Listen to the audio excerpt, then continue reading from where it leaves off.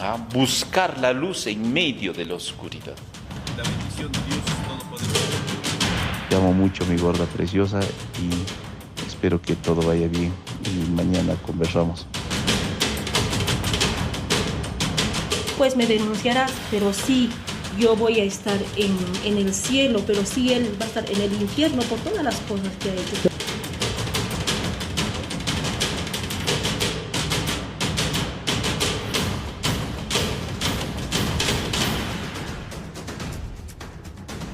Una historia escandalosa protagonizada por un sacerdote con más de 30 años en el servicio religioso, convertido en obispo, y a quien se habría descubierto sostenía relaciones o vínculos con por lo menos 10 mujeres. Una testigo el día de hoy habla en un reportaje especial que ha desarrollado Alonso Ramos. Tremendo lo que ha provocado, porque a pesar de que se hacen votos de celibato, en el caso de los sacerdotes, eran como 10 mujeres por lo menos las que se ha confirmado habrían tenido vínculos amorosos con este obispo. Pero los detalles, se trata del obispo de Juli, pero los detalles vienen más adelante en este reportaje especial. Sin embargo, escuchemos a una de las testigos que ha delatado a este sacerdote. Le empecé a contar la verdad, que estaba con la Roxana, con la señora Nonis, con la soprana Edith. Hay uno de Lima que trabaja, creo que en la empresa, con ella, con la chilena. Le empecé a... Bueno, esto es lo que dijo la testigo, pero en base a que ella logra acceder también a declaraciones o conversaciones del propio obispo con mujeres. Una de ellas es la que vamos a escuchar a continuación. Ay, mi gorda, me da tanta pena. Ojalá que podamos tener días tranquilos, no voy a hacer nada esos días. Me estoy programando para no hacer nada. Te amo mucho, mi gorda preciosa, y espero que todo vaya bien y mañana conversamos. A ver, queda claro que un audio como este no es un audio, digamos, que encaje en lo que podríamos decir una conversación entre amigos. Es un diálogo amoroso. Le envía este audio a una de las mujeres con las que ha tenido vínculos. Y el caso salta y se convierte en un escándalo en Juli, porque él organiza una celebración por su cumpleaños a la que asisten estas mujeres, que terminan peleándose en el evento. De eso trata un reportaje que ha trabajado Alonso Ramos y que vamos a compartir con ustedes aquí en unos instantes en el programa.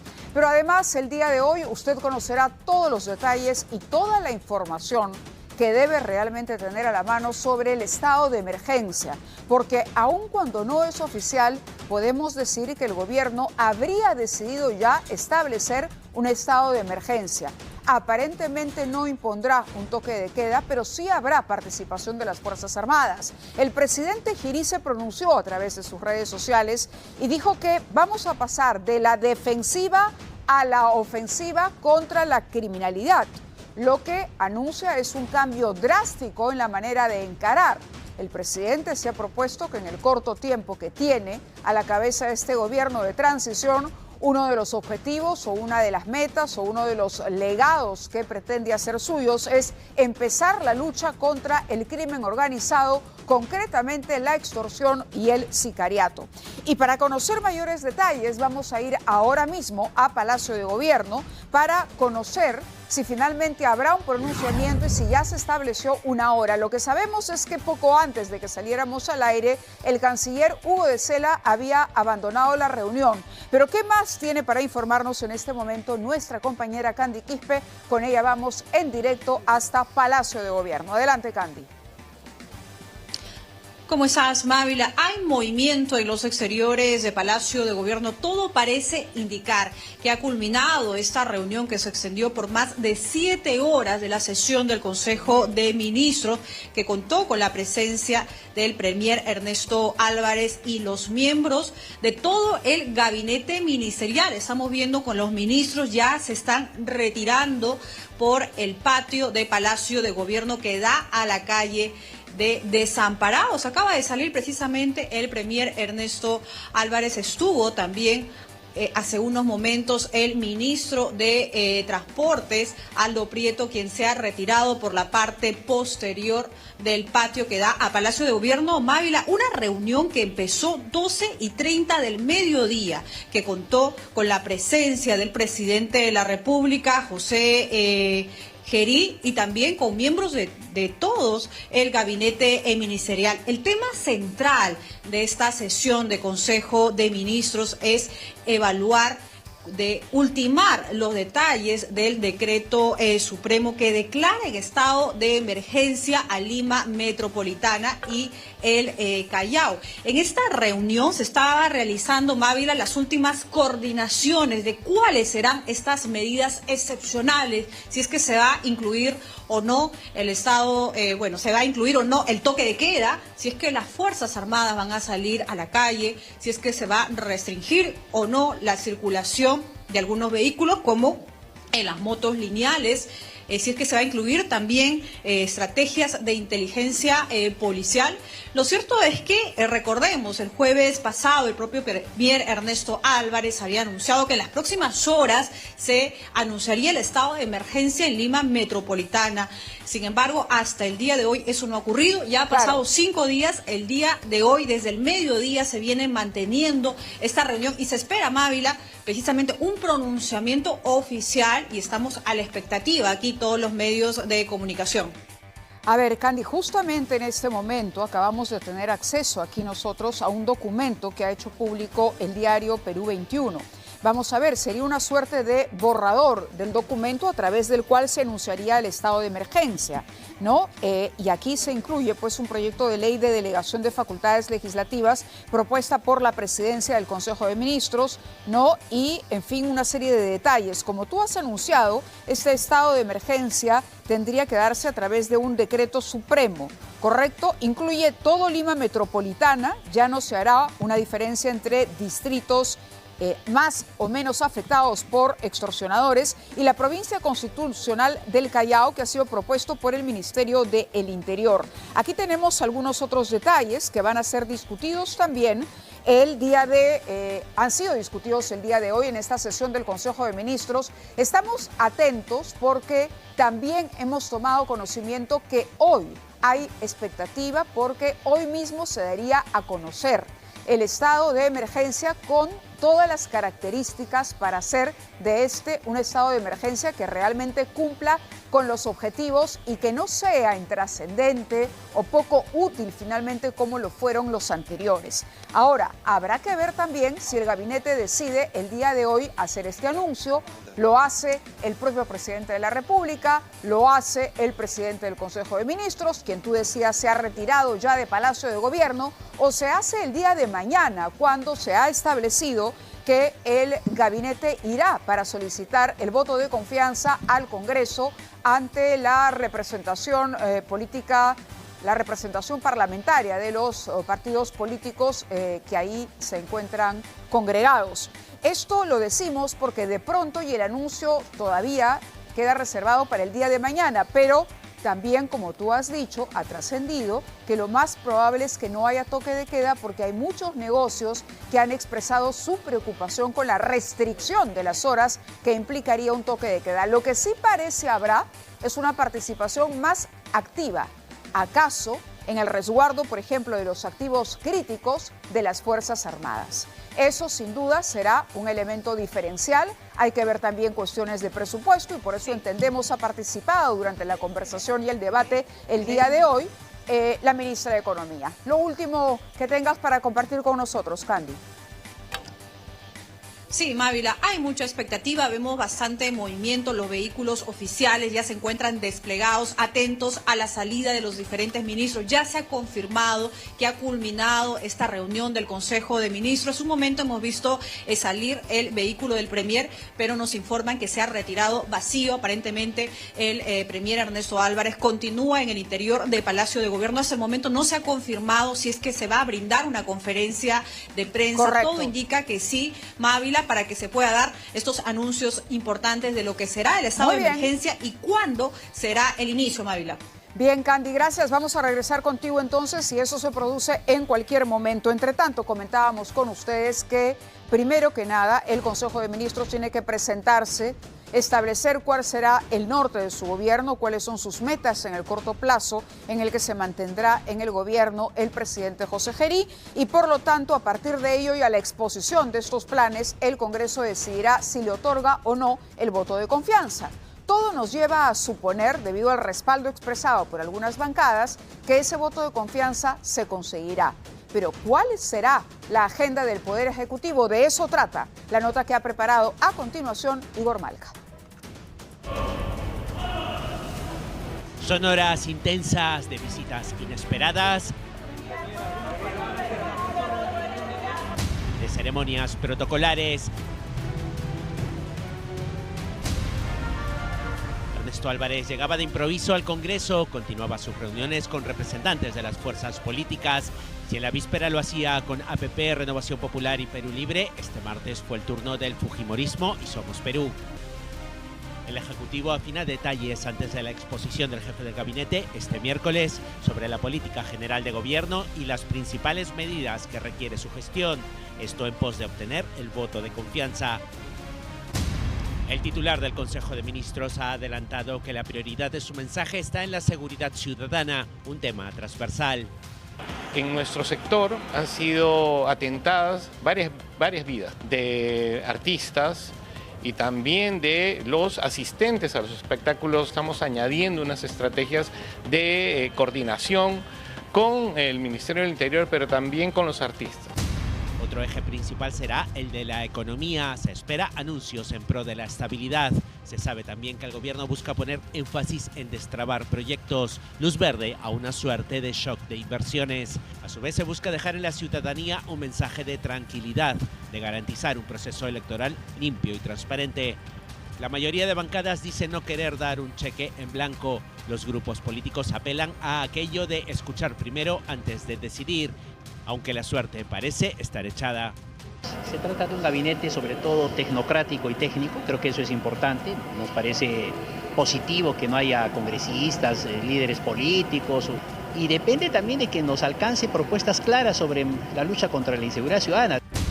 Solo algunos grupos de izquierda, como la bancada socialista, han adelantado, sin escuchar las propuestas, que no darán la confianza al gabinete. Sin embargo, parece que se va a repetir la figura de las dos mociones de censura a la mesa directiva del Congreso, que estas bancadas promovieron desde la vacancia de Dina Boluarte y que no prosperaron. Es decir, se daría luz verde al gabinete Álvarez. El Consejo de Ministros ha sesionado para afinar algunos temas y dar algunos anuncios, quizás como el del estado de emergencia en Lima y Callao.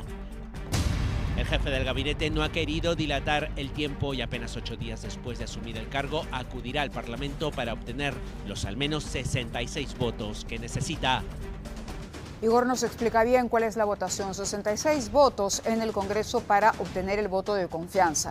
Usualmente un primer gabinete lo recibe, pero esta es una coyuntura especial. Como ustedes saben, hay bancadas que no consideran adecuada la presencia del señor José Gerí como presidente encargado, que se opusieron a ello y más bien han buscado una recomposición de la mesa directiva.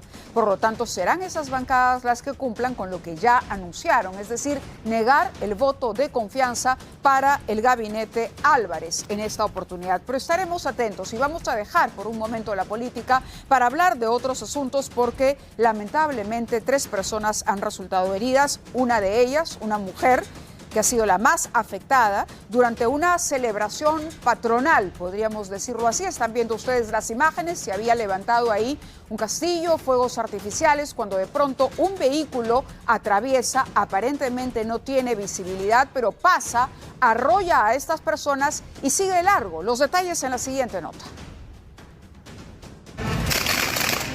Una fiesta patronal terminó en tragedia. Es el preciso momento en el que un auto arrolla a 2 personas que bailaban junto al castillo de fuegos artificiales levantado en honor al señor cautivo de Ayacaca. Aquella noche se habían reunido más de 20 vecinos festejando lo grande a su santo patrón. Entre música y cantos, todos zapateaban haciendo una ronda. El cielo se iluminaba de rojo con el encendido de los fuegos artificiales. La felicidad desbordaba hasta que todo cambió en un instante. En medio de la diversión, un auto apareció y embistió a un hombre y una mujer. La pareja de una de las víctimas corrió en su auxilio, pensando lo peor. Lo más indignante es que el conductor se dio a la fuga. Ambas víctimas fueron llevadas al hospital Hipólito Unanue, donde por fortuna les salvaron la vida. La madre de familia se llevó la peor parte al quedar con una terrible fractura en la cabeza. Aunque el hombre fue dado de alta, continúa con tratamiento médico. Lo dejaron botado, pues, prácticamente el taxista o no sé qué empresa habrá sido la que le ha atropellado. No se percana por qué, por el humo, pues, por la humadera, todas esas cosas. El señor no ha querido, o sea, quedarse en el hospital. Pero él también está mal, está con la pierna mal, el brazo todo parece que estuviese doblado. Una fiesta que pudo terminar en muerte. Los residentes en el cruce de la Avenida Perú y el pasaje Arequipa han quedado sumamente preocupados.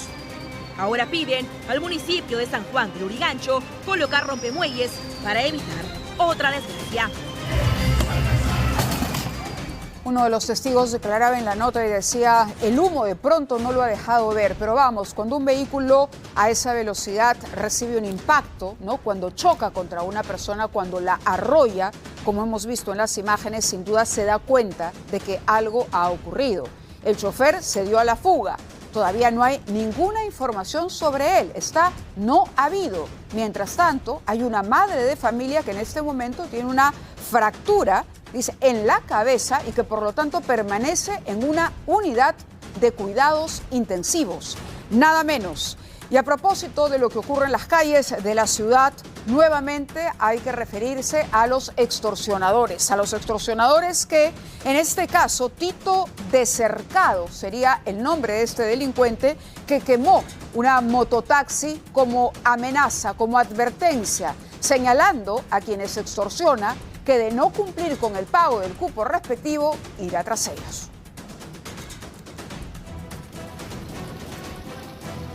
Es la nueva moda del terror.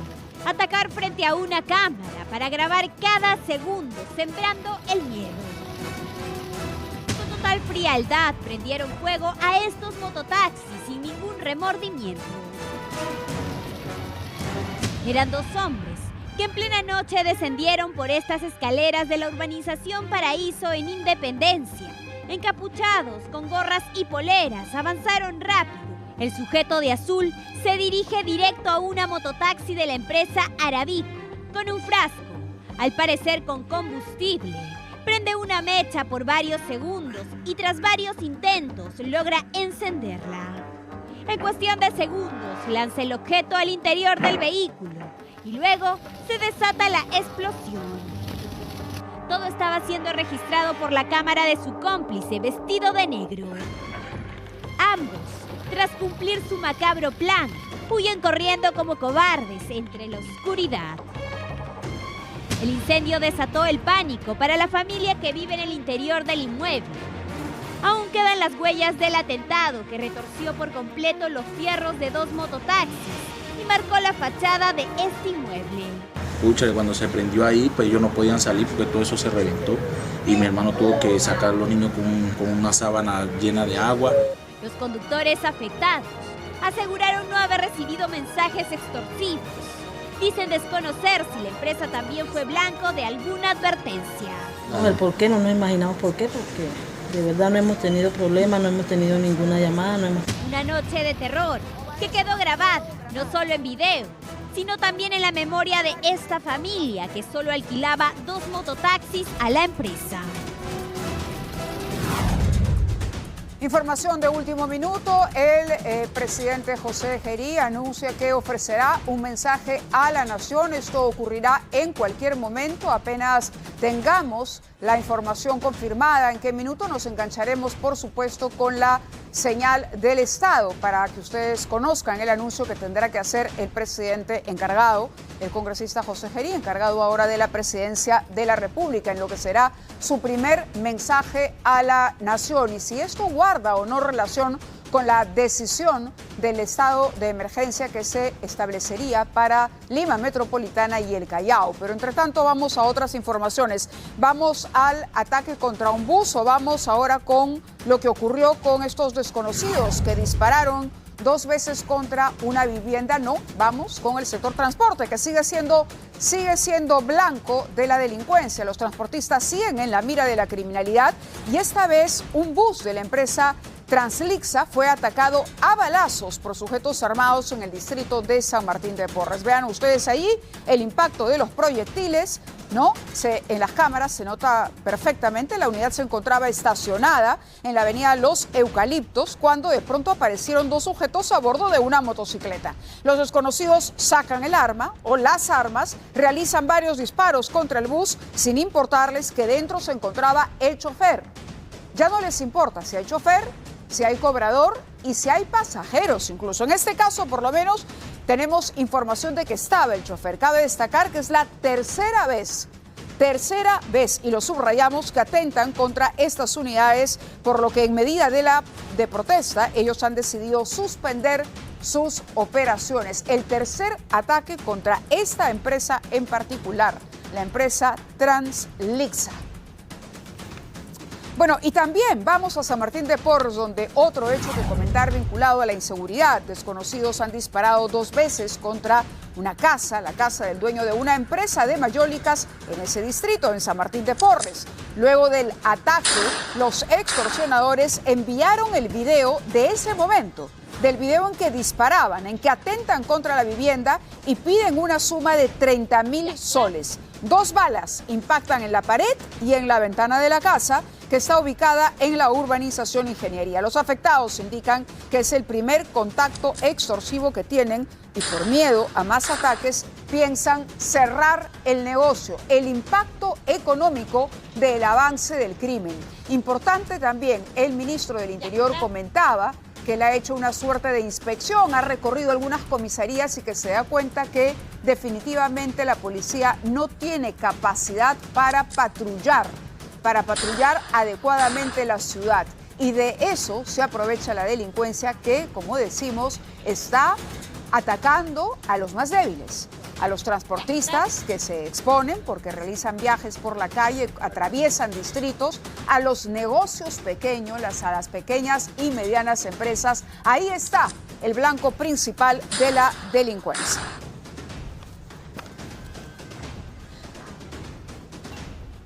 Bueno, ya que hablábamos de delincuencia, este también parece ser un objetivo, la lucha contra los delincuentes del nuevo alcalde de la ciudad, el señor Renzo Reyardo, conocido también por haber conducido programas dedicados a la seguridad ciudadana. Ha juramentado al cargo, ha evitado hablar de los pasivos económicos que habría dejado la gestión de su predecesor, Rafael López Aliaga. Vamos a escuchar lo que dijo Reyardo durante esta ceremonia. Desempeñar leal y fielmente el cargo de alcalde metropolitana de Lima. Sí, juro. Cambio de mando y nuevas promesas en la capital. Renzo Reyardo asumió como alcalde de Lima y prometió enfrentar a la delincuencia en una ciudad que clama por seguridad. Con el presidente José Gerí a su lado y su familia entre el público, Reyardo juró al cargo y marcó el inicio de una gestión que busca recuperar la tranquilidad en las calles. En su primer mensaje como burgomaestre interino, prometió ejercer un liderazgo con firmeza y admitió que la inseguridad será su principal batalla. Me comprometo a ejercer mi rol de liderazgo con firmeza. En estos meses me comprometo a trabajar duro para devolverle a Lima lo que la delincuencia le ha robado. Reyardo también hizo un llamado directo al presidente de la República para trabajar juntos contra el crimen organizado. Así como exhorto de la manera más cordial a asumir ese rol al presidente de la República, José Gerí, con honestidad y cercanía, para que juntos podamos recuperar la paz y la tranquilidad que tanto merecemos. Ya fuera de la ceremonia, el alcalde se dirigió a los medios y reveló que podría tomarse decisiones claves sobre el estado de emergencia en Lima y sobre el posible cierre del centro histórico de Lima, en el cual genera gran controversia entre la población. En pocas horas vamos a tener noticias al respecto y tengo tantas expectativas como todos ustedes de que estas medidas de emergencia se puedan dar en el menor tiempo posible, pero hay que proteger la integridad física de las personas, hay que proteger el patrimonio, hay que proteger los bienes del Estado y también los de dominio privado. Un nuevo rostro en la Municipalidad de Lima y un viejo problema que no espera. Renzo Reyardo inicia su gestión prometiendo cambiar el rumbo de una ciudad donde la seguridad ya no puede seguir siendo una promesa.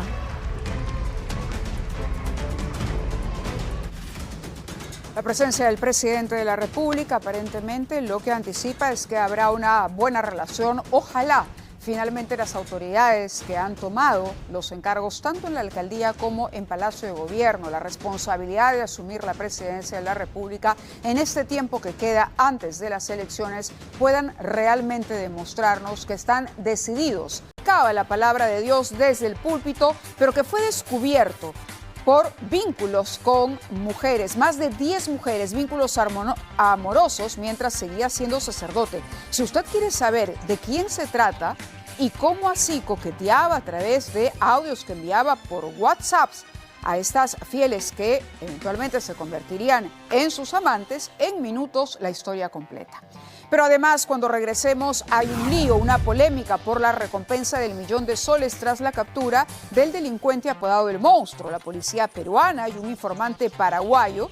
Se trataría de un técnico que había colocado un rack para un televisor en la vivienda donde se escondía ese delincuente. Se están disputando esta jugosa recompensa, un enfrentamiento que ahora es noticia internacional. Además, al volver, preste mucha atención porque desde hoy ya empezaron a realizarse las solicitudes, empezaron a presentarse las solicitudes para los desembolsos de fondos de la AFP. Si usted quiere saber cómo se hace para no cometer errores, si quiere saber en qué fecha le toca y todos los detalles, en un instante.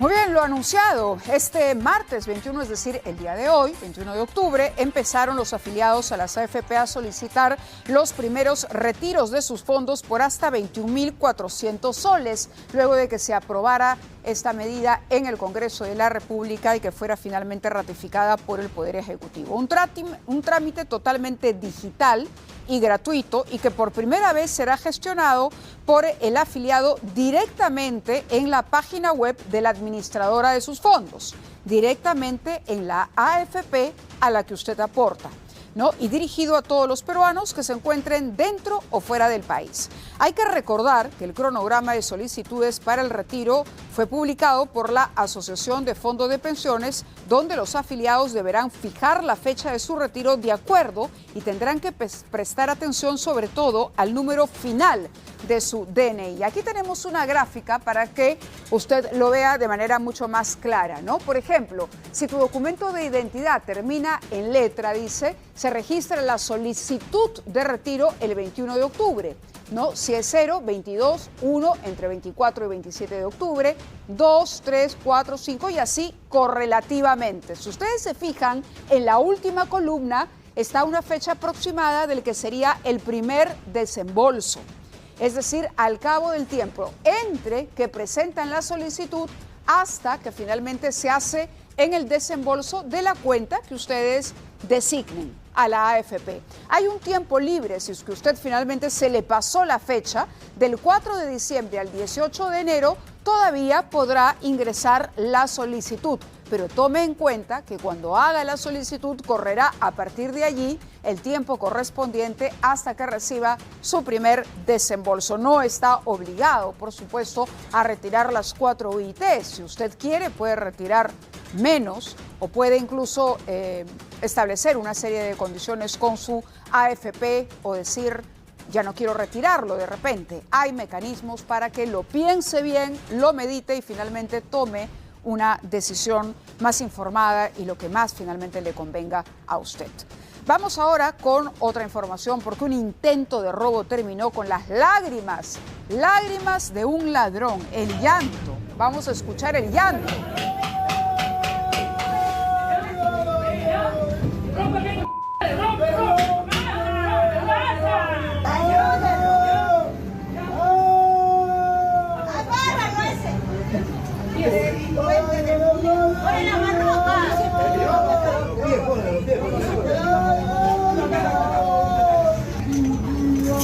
Muy bien, era un llanto, ¿no? Una especie de queja, de grito al mismo tiempo, ¿no? Del delincuente que fue atrapado por el chofer de este bus para frustrar su huida. Le cierra la puerta, ahí está, lo para en seco. Todo sucede la tarde de este lunes, muy cerca a la Plaza de Hacho. El delincuente había subido fingiendo ser un pasajero más de la línea 10E.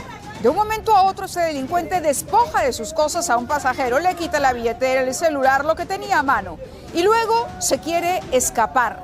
Pero en una acción bastante valiente y oportuna, el chofer evita que esto suceda y le cierra la puerta, dejando atrapado uno de los brazos, ¿no? Y es por eso, no sé si grita de dolor o de la rabia de no haber podido finalmente escapar. Cuadras después, el chofer y los pasajeros pudieron encontrar a un policía y lo entregaron a las autoridades como corresponde.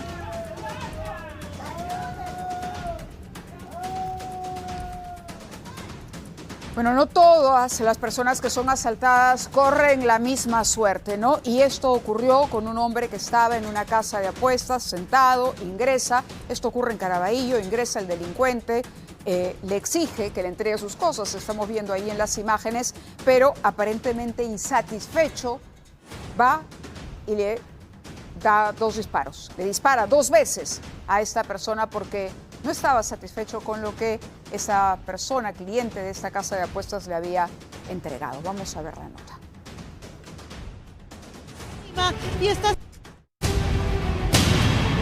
Estaba poseído por la ira. Le increpa, lo golpea, le arranca el celular y finalmente le dispara.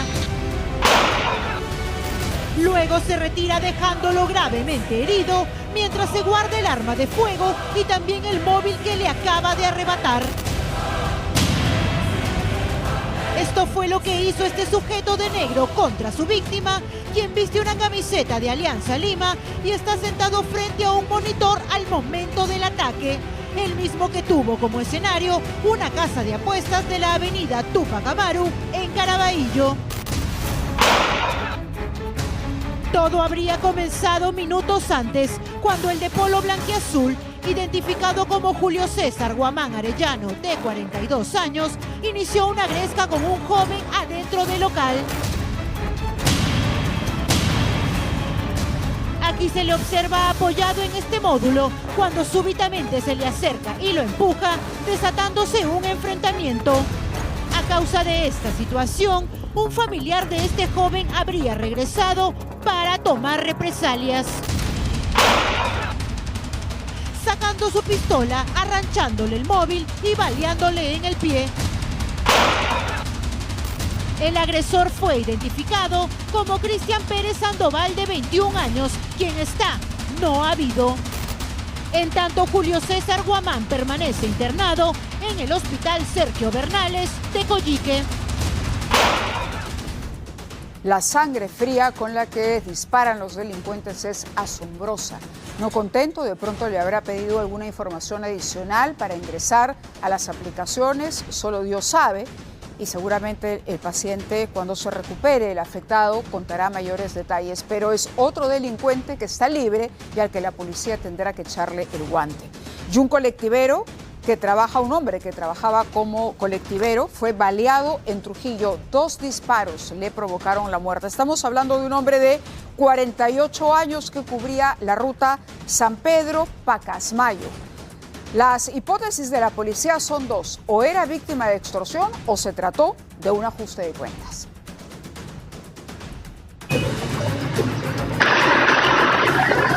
Dos certeros disparos directos al alma. El plomo asesino volvió a sonar con fuerza en el norte del país. 2 mercenarios en moto ejecutando toda su destreza con el gatillo. El objetivo de estos malditos estaba al interior de este auto estacionado. Es así que con toda la tranquilidad del mundo y a plena luz del día, se estacionan a un lado y perpetran el sangriento plan. Luego huyen como si nada. No les importaba estar a pocos metros de la agentes. Atraparon a 3 sujetos, miembros de la banda Los Malditos de Verdún. 3 personas que integraban esta banda criminal, cada uno ha cumplido una función. Tenían en su poder droga, municiones y un manuscrito extorsivo. Y además tenían prendas muy similares a las usadas por los asesinos en este crimen. Luego de la captura de este delincuente apodado El Monstruo, se ha abierto todo un debate y acaso un enfrentamiento, podríamos calificarlo así, entre la policía peruana y un técnico dedicado a colocar estos racks para televisores que asegura haber dado información a la policía paraguaya para dar finalmente y capturar a este delincuente.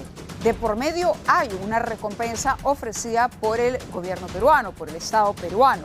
Recordemos, una cantidad de dinero eran 1 millón de soles, me parece, por información que lleve a la captura de este delincuente. Pero los detalles de esta polémica que se ha suscitado en torno a quién corresponde o no la recompensa, nos cuenta Jessica Lara. Cayó sentado, mirando una película, en el sofá de esta casa ubicada en un tranquilo barrio de San Lorenzo, Paraguay.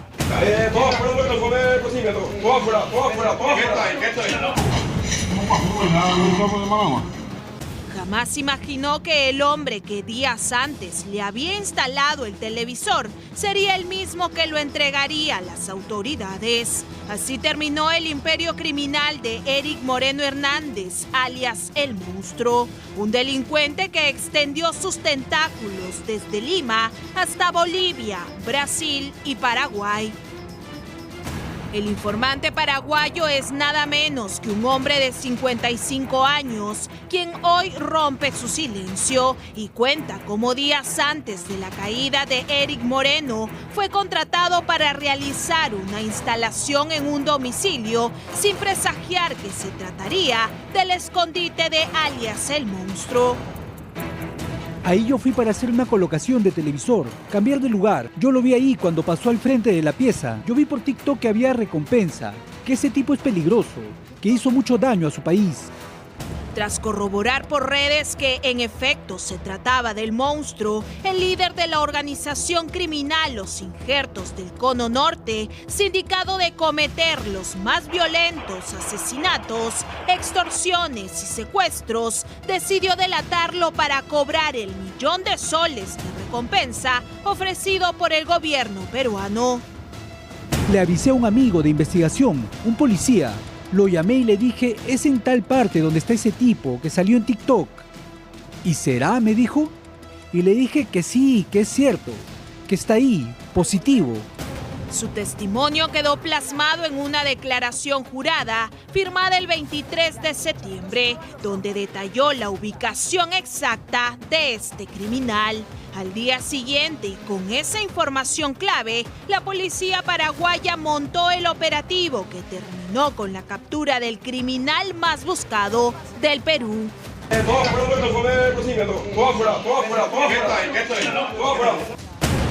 Según el jefe del Departamento contra el Crimen Organizado de Paraguay, la declaración fue entregada a los agentes peruanos que viajaron tras la detención. La persona que vio exactamente dónde estaba escondido el monstruo es una persona del sexo masculino y él quería esa recompensa. Entonces le digo yo a los investigadores de Pedro Juan Caballero que le hagan una declaración jurada con todos los datos, menos la información de la ubicación del lugar.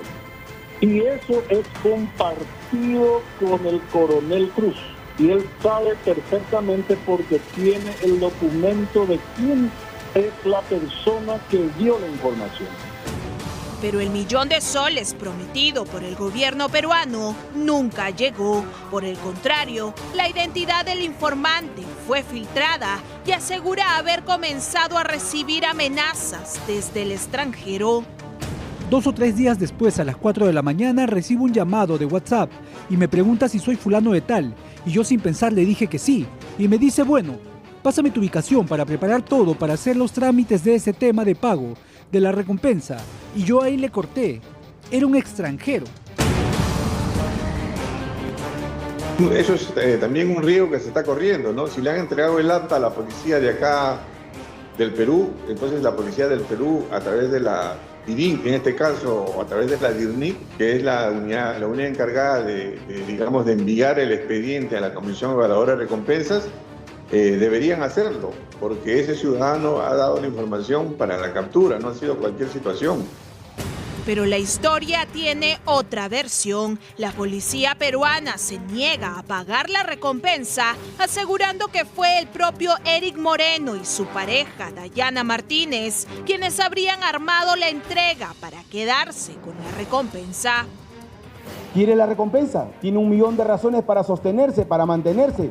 Lo que le queda, lo que le resta, si el tipo ya está preso. O sea, la hipótesis es que el monstruo quiere cobrar su propia recompensa. ¡Por supuesto!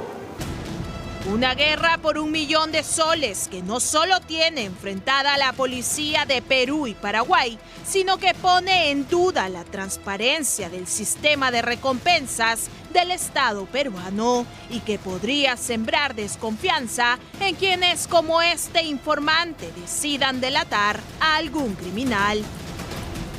Así es, porque si la propia policía paraguaya está avalando el testimonio de este técnico y está dando constancia en una declaración jurada de por medio, entonces la policía peruana tendría que probar fehacientemente que en efecto se trató de una estrategia y que ese dinero iría realmente a las manos del monstruo. En un primer momento se dijo que quien había dado el dato era la pareja de la mujer que tenía una relación con el delincuente. Sin embargo, esto se descartó. Al día de hoy conocemos que se trata de un técnico que fue a cambiarle de lugar un televisor, pero lo correcto sería que finalmente se examine un poquito mejor la información y la documentación para evitar cometer errores y traerse abajo un programa que puede funcionar estupendamente bien, no solamente ahora, sino en adelante. Muy bien, vamos a ir a una pausa, pero cuando regresemos estamos a buscar la luz en medio de la oscuridad. La bendición de Dios Todopoderoso. Te amo mucho, mi gorda preciosa, y espero que todo vaya bien y mañana conversamos. Pues me denunciará, pero sí, yo voy a estar en el cielo, pero sí él va a estar en el infierno por todas las cosas que ha hecho.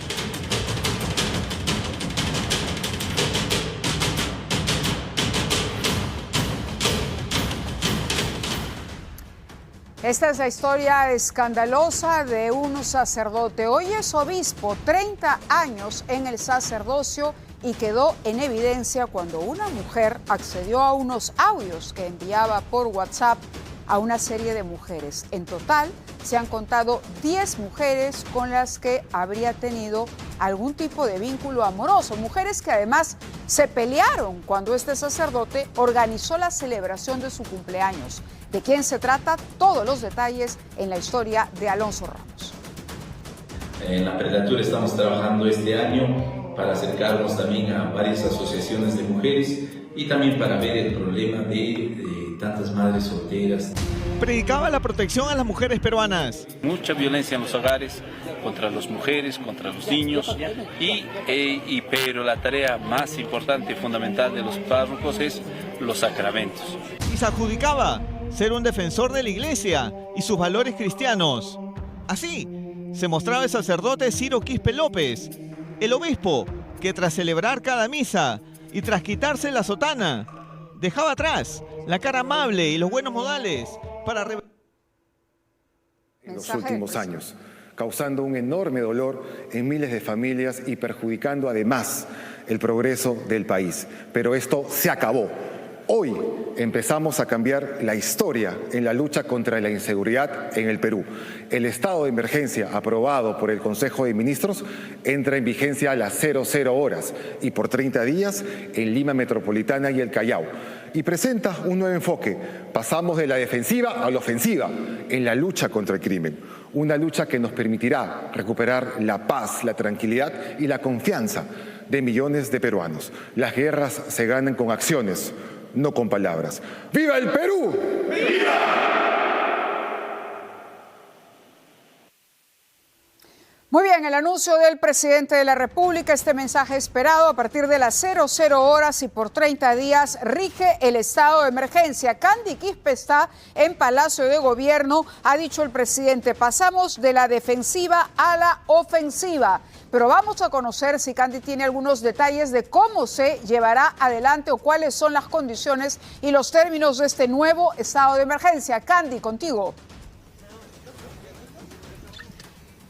Así es, Mávila, ha sido un mensaje bastante corto. Ya se anunció el inicio del estado de emergencia a partir de hoy a la medianoche. Precisamente estamos atentos a la salida de los miembros del gabinete ministerial, también del premier Ernesto Álvarez, para que pueda dar a conocer en qué va a consistir este estado de emergencia y cuáles son estas medidas excepcionales que se van a considerar durante todo el tiempo que dure el estado de emergencia. Se habló, Mávila, sobre la posibilidad de que se pueda incluir en el toque de queda. Sin embargo, hasta el momento eso no ha sido confirmado. Si bien es cierto, el anuncio ya está dado, se inicia el estado de emergencia en Lima Metropolitana y también en el Callao, pero todavía no se ha dado a conocer cuáles serían estas medidas excepcionales para los cuales nosotros estamos muy atentos. Puedes observar, Mávila, que aquí en el patio posterior de Palacio de Gobierno se encuentran todos los vehículos oficiales de los diferentes ministros, ya están en movimiento. Pues en cualquier momento los diferentes titulares de las carteras ministeriales van a salir de Palacio de Gobierno y esperemos que puedan brindar también un pronunciamiento a los medios de comunicación. Recordemos, Mávila, que que es usual que luego de culminar la sesión del Consejo de Ministros se convoque a una conferencia de prensa a los medios de comunicación para dar a conocer precisamente cuáles son los acuerdos que se llegan en estas reuniones. Sin embargo, hasta el momento no tenemos la confirmación de que exista o que se vaya a realizar una conferencia de prensa. Estamos viendo, Mávila, movimiento, ya están por salir los diferentes ministros desde la puerta del patio posterior de Palacio de Gobierno en la calle que da a Desamparados. Los vehículos se acercan. Vamos a regresar contigo en unos instantes. Aparentemente los ministros no van a hacer declaraciones y vamos a escuchar nuevamente el mensaje del presidente anunciando esta medida en este mensaje breve pero importante. Compatriotas, la delincuencia ha crecido de manera desmesurada en los últimos años, causando un enorme dolor en miles de familias y perjudicando además el progreso del país. Pero esto se acabó. Hoy empezamos a cambiar la historia en la lucha contra la inseguridad en el Perú. El estado de emergencia aprobado por el Consejo de Ministros entra en vigencia a las 00 horas y por 30 días en Lima Metropolitana y el Callao. Y presenta un nuevo enfoque. Pasamos de la defensiva a la ofensiva en la lucha contra el crimen. Una lucha que nos permitirá recuperar la paz, la tranquilidad y la confianza de millones de peruanos. Las guerras se ganan con acciones, no con palabras. ¡Viva el Perú! ¡Viva! Este ha sido el corto mensaje del presidente. Recordemos que es un estado de emergencia, es un régimen de excepción que establece la Constitución Política de nuestro país en el artículo 137.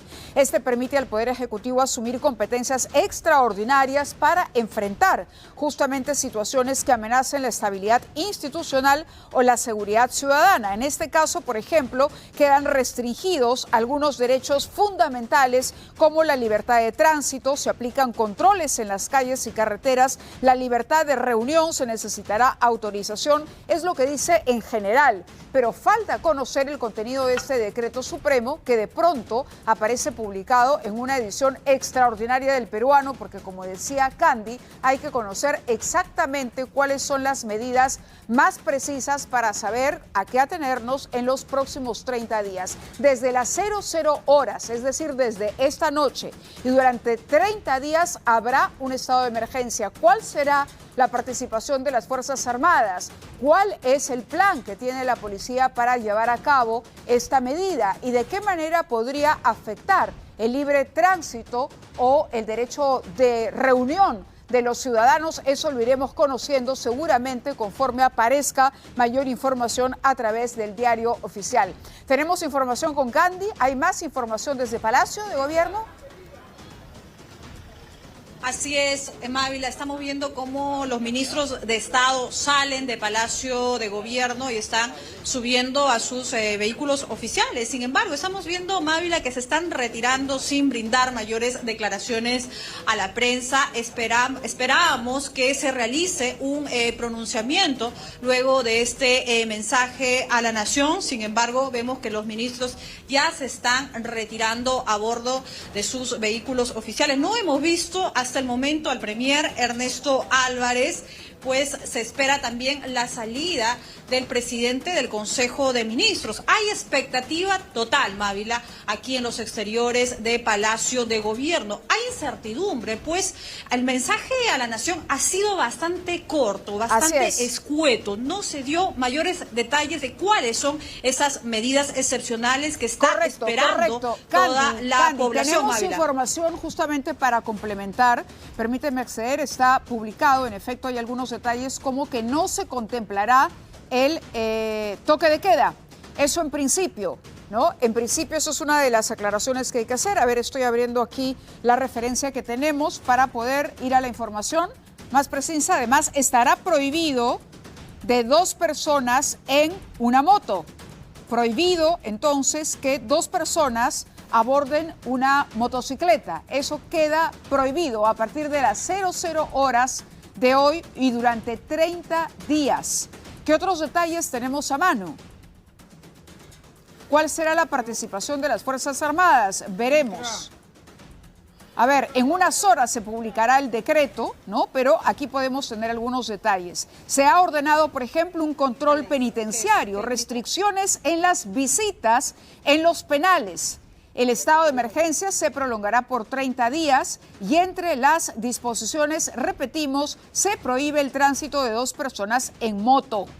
Eso, ¿no? Se restringirá la visita a los internos, una visita quincenal para los internos del régimen cerrado especial, una visita semanal para los internos del régimen cerrado ordinario. Solo podrán recibir visitas de sus familias dentro del 4º grado de consanguinidad. En fin, hay varios detalles con relación al endurecimiento del régimen de visitas para los presos. Habrá apagón eléctrico en las celdas de los penales, permitiendo únicamente la iluminación. También realizarán desmontaje y destrucción de antenas de telecomunicaciones ilícitas, encargando el sostenimiento a las Fuerzas Armadas. Aquí habría un rol más activo entonces de las Fuerzas Armadas en este caso. Repetimos algunos detalles: apagón eléctrico en las celdas de los penales, permitiendo únicamente la iluminación, y también al tiempo se realizará desmontaje y destrucción de antenas de telecomunicación ilegales, encargando el sostenimiento a las Fuerzas Armadas. Es la información que manejamos a esta hora. Luego de este breve mensaje a la nación del presidente Gerí, habrá que estar atentos a lo que se publique, digamos, al resto de este decreto supremo que aparecerá en una edición extraordinaria del diario oficial El Peruano.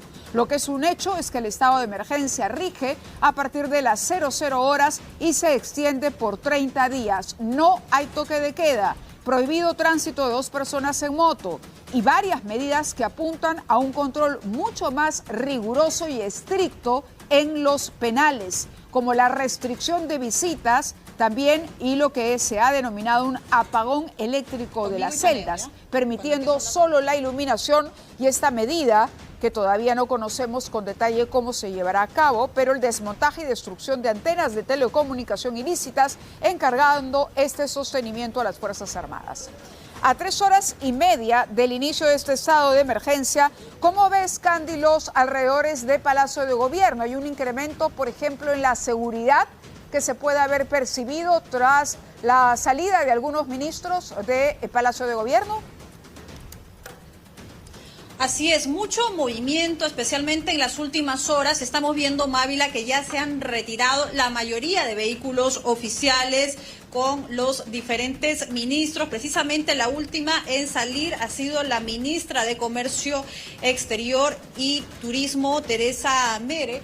Estamos a la espera, Mávila, de la salida del premier Ernesto Álvarez, quien permanece aún en el interior de Palacio de Gobierno. Luego de este mensaje a la nación también está el presidente José Gerí. Había mucha incertidumbre, como tú mencionabas, respecto al toque de queda, pues recordemos que en la última conferencia de prensa el premier Ernesto Álvarez había dicho que no descartaba que se pudiera declarar el estado de emergencia. Sin embargo, esto ya se ha descartado. Recordemos que el toque de queda restringe el tránsito de las personas de cierta hora a cierta hora, especialmente durante la noche. Sin embargo, ya se ha anunciado que no habrá toque de queda. Estamos atentos, estamos todavía a la espera de la salida del premier Ernesto Álvarez para ver si puede brindar alguna declaración o algún pronunciamiento a los medios de comunicación para que nos pueda dar mayores detalles.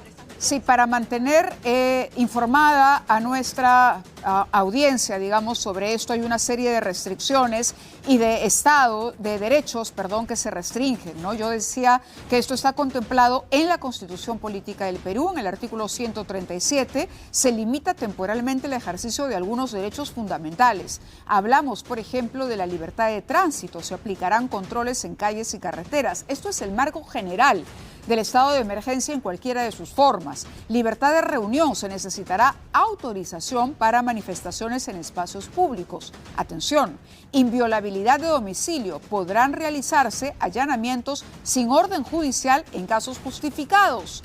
Seguridad personal, se reforzará la vigilancia con mayor presencia de las Fuerzas Armadas y la Policía Nacional. Si bien las Fuerzas Armadas apoyan en el control interno, su acción está limitada por el marco legal, aunque en este caso hemos tomado conocimiento que podrían estar a cargo, por ejemplo, de lo que será finalmente la destrucción de antenas de radiocomunicación o de telecomunicación que se hayan levantado o que tengan alguna procedencia ilegal, es decir, que estén al margen de la ley.